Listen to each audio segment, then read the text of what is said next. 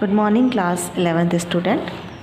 बेटा last lecture में हमने वेक्टर्स के बारे में उसके टाइप्स देखे थे कि किस किस टाइप्स के वेक्टर्स होते हैं, ठीक है। और हमने एक चीज़ ये देखी थी कि जब भी हमें वेक्टर को ऐड करना होता है या सब्ट्रैक्ट करना होता है या मल्टीप्लाई करना होता है तो वेक्टर को ऐड मल्टीप्लाई या सब्ट्रैक्ट करने के लिए हम जो नॉर्मल अलजेब्रिक लॉ हैं हमारे उनका यहाँ पर फॉलो हम नहीं करवा सकते हैं। इसके लिए हमें कुछ अलग से लॉज दिए गए होते हैं, उन्हें यहाँ पर हमें यूज़ करना होता है। तो चलिए बेटा सबसे पहले हम बात करते हैं एडिशन ऑफ वेक्टर की, या हम बोल सकते हैं इसे हिंदी में बोलेंगे सदिशों का योग, ठीक है। तो जब भी बेटा हम किसी एक वेक्टर को किसी दूसरे वेक्टर के पास से प्लस करते हैं, कुछ पॉइंट यहाँ पे नोट होते हैं कि फर्स्ट पॉइंट तो हो जाता है जो भी फिज़िकल क्वांटिटी है ना, फिज़िकल क्वांटिटी या जिसे हम बोलते हैं भौतिक राशि, जो भी आपको रिज़ल्ट के रूप में मिलती है ना। रिज़ल्ट के रूप में मतलब आपने अगर ए वेक्टर को और बी वेक्टर को प्लस किया है तो नया जो वेक्टर निकल कर आएगा बेटा वो भी क्या होगा, हमेशा एक वेक्टर ही होगा। सॉरी ए बी नहीं, ए बी, ठीक है। फिज़िकल क्वांटिटी मतलब जो भी फिज़िकल क्वांटिटी, अगर एक फिज़िकल क्वांटिटी को हम दूसरी फिज़िकल क्वांटिटी के साथ में प्लस करेंगे, एक वेक्टर को हम दूसरे वेक्टर के साथ में प्लस करेंगे तो रिजल्टेंट वेक्टर भी हमें जो मिलेगा वो क्या मिलेगा, ए बी मिलेगा। मतलब एक सदिश को दूसरे सदिश के साथ में जोड़ने पर, योग करने पर हमें रिजल्टेंट भी क्या मिलता है, एक सदिश राशि हमें वहाँ पर मिलेगी। क्लियर बेटा।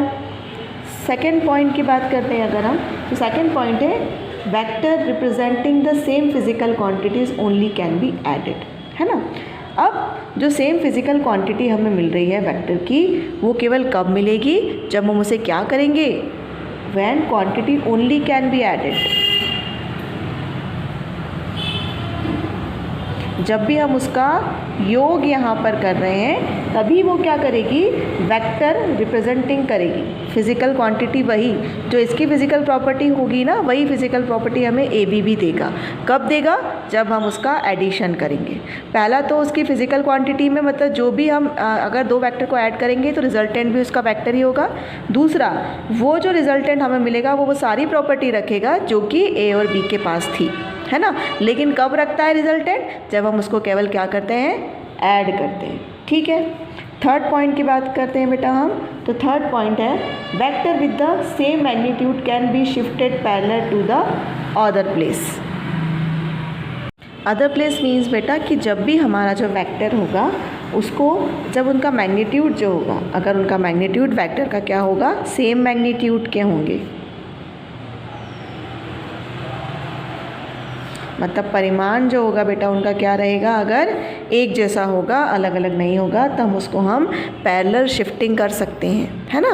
पैरेलल शिफ्टिंग हम तब कर सकते हैं जब दोनों का मैग्नीट्यूड क्या हो, दोनों ही जो वेक्टर्स हैं उनका मैग्नीट्यूड सेम हो, परिमाण उनका क्या मिले बेटा, हमें सेम मिलता है, ठीक है। स्केलर्स जो होते हैं उनको हम अलजेब्रिकली ऐड कर सकते हैं, बट वेक्टर को हम अलजेब्रिकली ऐड नहीं कर सकते। क्यों नहीं कर सकते, क्योंकि वेक्टर के अंदर हमें दोनों ही चीज़ें देखनी पड़ती है, डायरेक्शन भी देखनी पड़ती है और साथ ही साथ हमें उसका मैग्नीट्यूड भी देखना पड़ता है। स्केलर में केवल हम क्या देखते हैं, मैग्नीट्यूड की बात करते हैं, इसीलिए हम उसे अलजेब्रिक मेथड से ऐड कर सकते हैं। लेकिन वेक्टर में हमें क्या देखना पड़ती है, उसकी डायरेक्शन भी देखनी पड़ती है।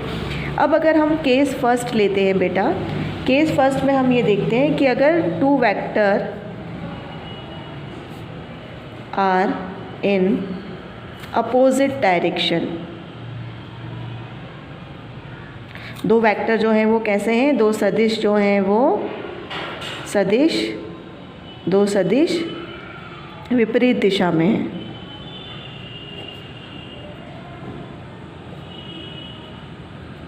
तो क्या होगा बेटा, अगर दो सदिश हमने विपरीत दिशा में ले ली, जैसे हमने लिया था ना कि एक हमने ये ए ले लिया है, ठीक है, और दूसरा ही हमने क्या ले लिया है, दूसरा हमने एक यहाँ पर बी ले लिया, ये ए वेक्टर ले लिया, ए सदिश ले लिया है, और दूसरा हमने कौन सा ले लिया है, बी सदिश यहाँ पर ले लिया है।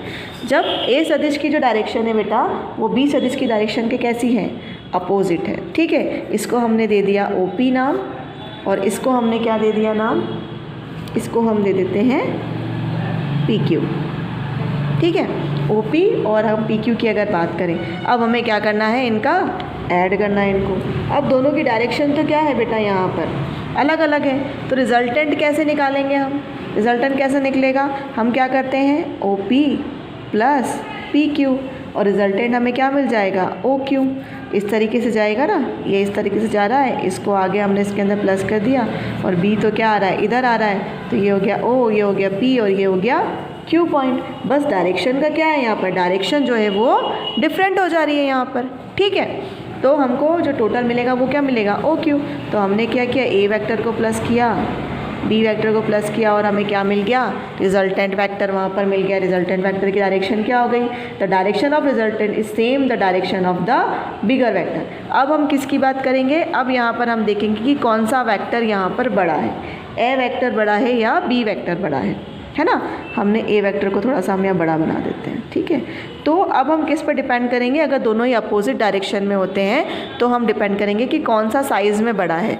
तो जिसकी साइज़ बड़ी होगी उस डायरेक्शन में रिजल्टेंट वेक्टर हमें मिलेगा।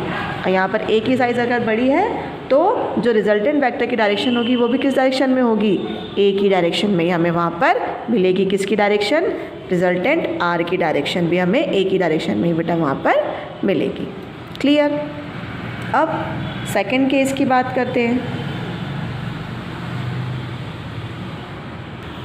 सेकंड केस में बेटा हमने क्या किया है, सेकंड केस में हमने ले लिया कि दोनों जो वेक्टर हैं वो कैसे हैं, सेम डायरेक्शन में हैं, एक समान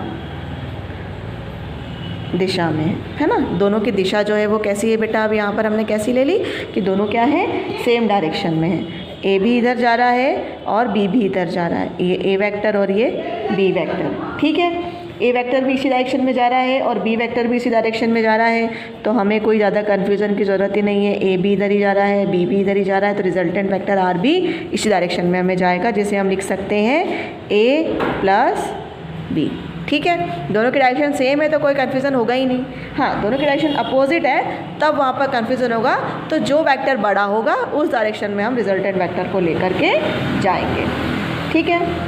अब अगर हम बोल दें कि जो वेक्टर है वो इंक्लाइंड है और कुछ ना कुछ एंगल बना रहे हैं, थर्ड केस की अगर बात कर लें तो केस थर्ड में जो वेक्टर है वो कोई ना कोई एंगल बना रहे हैं, है ना।